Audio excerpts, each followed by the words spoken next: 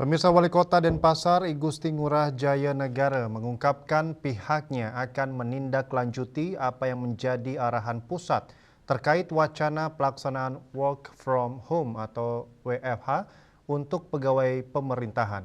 Namun demikian, Jaya Negara akan tetap memastikan jika layanan publik tidak terganggu.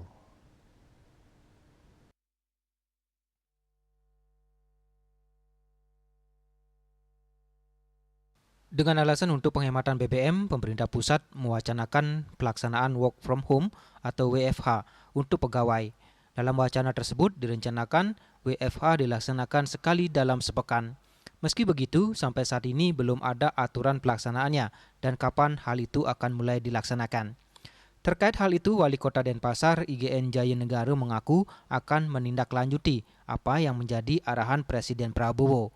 Pihaknya berharap dapat diterapkan secara maksimal. Meski begitu, pihaknya akan tetap memastikan jika layanan publik tak terganggu dan akan tetap berjalan saat pelaksanaan WFH. Namun, Jaya Negara menegaskan pada prinsipnya pihaknya akan menindaklanjuti arahan Presiden terkait hal tersebut. Yang jelas, ya apa yang menjadi arahan Bapak Presiden itu kita akan lakukan di Denpasar. Mudah-mudahan kita bisa maksimalkan sehingga yang kita memang wajibkan itu kan yang di pelayanan publik itu, karena kita tidak ingin juga pelayanan publik terganggu di Kota Denpasar.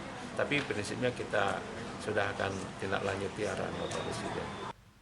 Wacana pemerintah pusat untuk menerapkan bekerja dari rumah atau work from home atau WFH hingga kini belum ada kepastian. Hal ini lantaran pemerintah belum mengeluarkan surat resmi terkait teknis pelaksanaannya.